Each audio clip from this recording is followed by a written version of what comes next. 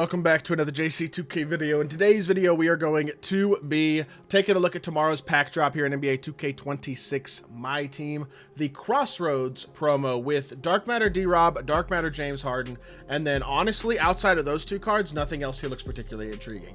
Dominique Alonso and Joe Johnson are kind of for Galaxy Opals, and then Marbury, Jerry Sloan, Ricky Davis, Artis Gilmore, Cedric Maxwell, and Bobby Jones. Definitely not looking particularly good as the Pink Diamonds overall. I think Gilmore is an interesting name, but realistically, that card isn't good. Bobby Jones has like a 53. Cedric Maxwell has like a 70-something 3. Jerry Sloan's a 6'5 shooting guard. He's not awful, but he's not amazing. And then Marbury's basically D-Rose. He's never particularly good. And Ricky Davis used to be tough in my team, but I don't think that card's all that good. So realistically, this is a very underwhelming drop overall, besides D-Rob and Harden. Hopefully some good like budget diamond / amethysts tomorrow, but overall, it's definitely not a great pack drop in terms of depth, especially with those opals and those pink diamonds. That being said, with yesterday's greatness content and likely, probably a festival next week. I don't think we're getting a festival this week, by the way. They did update King of the Court rewards, but maybe next week. And then also all-star content coming here in 2 weeks. We're going to get a lot of different content in the near future. So at the end of the day, it's not the end of the world that tomorrow's pack drop is underwhelming, but we'll take a look at Harden and D-Rob first. Both those guys are going to be expensive and legitimately pretty good, I would think. Harden's SIGs are kind of mid, to be honest. His escape's not great. His behind the back isn't great. His dribble style's whatever. His jumper's good, and on very quick, it will be nice. He's 6'5 PG. His stats are going to be a lot better than this. Definitely going to be a more versatile defender as well than his Pink Diamond was, but unless they change animations, which realistically, besides dribble style, they probably won't, at least from what they've done so far with the Dark Matters. I don't think Harden's going to be that amazing, to be totally honest. And he'll be good, but is he going to be 3 million MT or 2.5 million MT good? No, I don't think so. So realistically, that caps how good he can be because the price point's just gonna be way too expensive for what he likely is, unless they change his SIGs. If they change his SIGs, that could be a different story, but I don't think that's gonna happen. David Robinson, with his jumper on very quick, it's definitely gonna help him because the weakest thing on him with his Pink Diamond was definitely that his jumper on normal's just kind of eh. That being said, even on very quick, it's probably not an elite jumper. That being said, I didn't mind it on normal. I think on very quick it could actually be pretty darn solid. His SIGs are not the worst, to be fair, for a big man. He's not going to be a great shot creator, but it could be worse. And then he'll have what, 93 speed, 94 speed, 93, 90 or 95 standing and driving, and incredible defense too. His stats are going to be amazing, and he's 7'1" with a 7'5" wingspan and can play the 4. So there's a chance this is a really good card.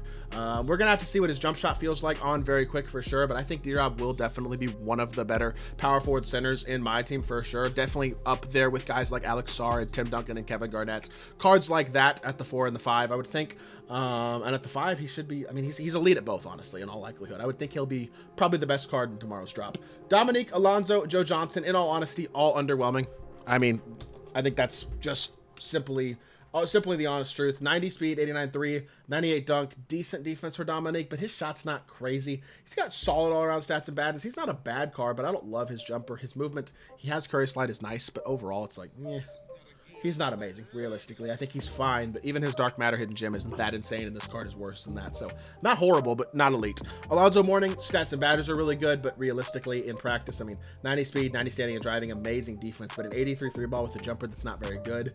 Obviously holds him back as well. The jaw escape is nice, but realistically, he's missing. You could add the shooting and playmaking badges you want on him and make him pretty good, but I don't think he's going to be anything particularly ridiculous either overall, especially considering, again, a lot of people are running KG at power forward and stuff like that for free. A lot of other good free power forwards too. No reason to spend the MT on Alonzo Mourning at the power forward position. And then Joe Johnson is, I already pulled this card out of a Hidden Gem. Actually, I pulled him twice out of Hidden Gem Opals a couple weeks ago, and he's 93 3-ball, but jumper's like fine, not great. Defensively, he's kind of eh. Slashing is kind of eh.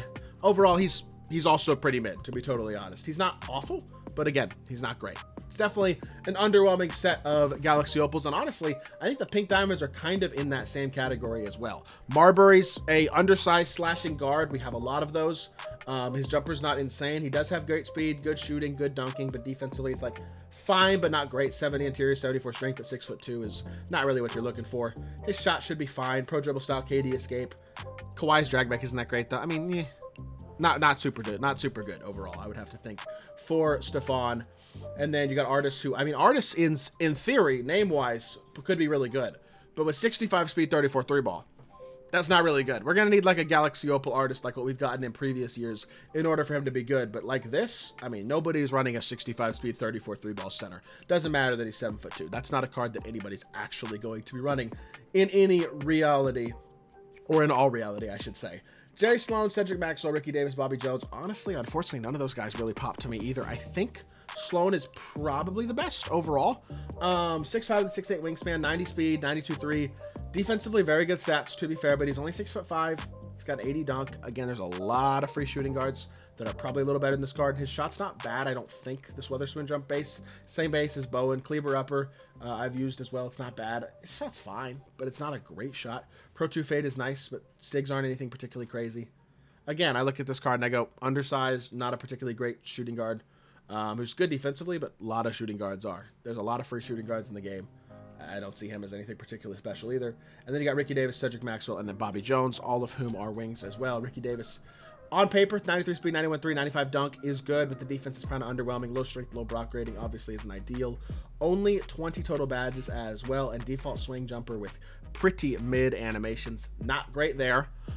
Cedric Maxwell, I believe, has like a 72 3-ball. Yeah, he does. 90 speed, but 72 3. 90 dunk and decent defense. Good defensive hops, but he's a 6'8" small forward who's kind of as a shooter. Again, default swing jumper isn't bad, but he's not this great shot creator. He's fine at small forward position, but again, he's a card who just doesn't jump off the page at you at all. He's just kind of there.